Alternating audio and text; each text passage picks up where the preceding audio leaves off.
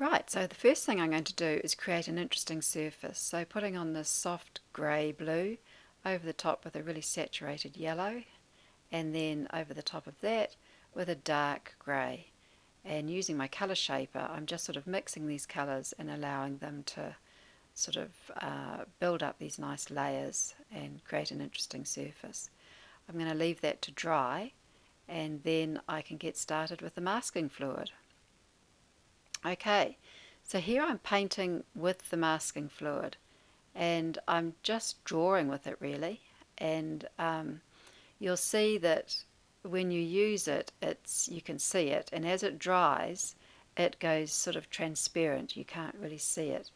So I'm writing with it, I'm making shapes, I'm using it sort of thickly and thinly, just sort of experimenting, seeing what sort of effects I can get.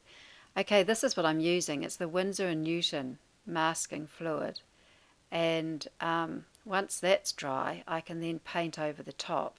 Now because I've got quite saturated colour underneath, I'm using really muted colour over the top, so greys, and just spreading it over the top of the dried masking fluid. And then once that paint is dry, I'll be able to reveal what's underneath, which is really exciting. So just smoothing it out with the colour shaper, and you can see the masking fluid sort of underneath that paint. I'm just putting a bit of water on here just to sort of make that top layer of paint not quite so flat, get a bit of variety in there, and once I'm happy with that I'll leave that to dry, and then we'll be ready to see what we've got. Okay, that's all dry. Now it's just a matter of rubbing away where the masking fluid is, and it's sort of like rubber.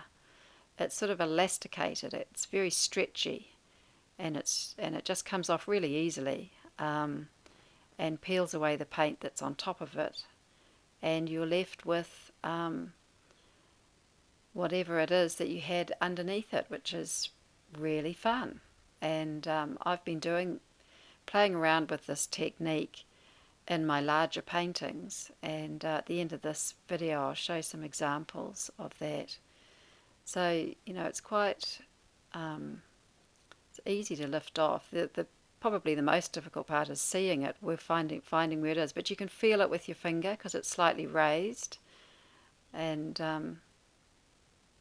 I guess if you had something like a comb on a painting or something, even the colour shaper might identify where the masking fluid is.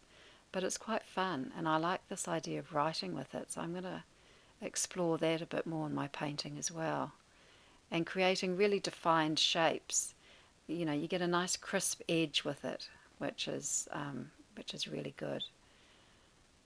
So here are some examples of how I've used it in my paintings, and you can see that you can get some really subtle and yet quite strong defined lines, but they're an interesting line. They're a different type of line than a drawn line with a pencil or a crayon or something like that. Yeah, so I'm really interested in exploring this and drawing with the masking fluid. As you can see, I've sort of got a figure going on there.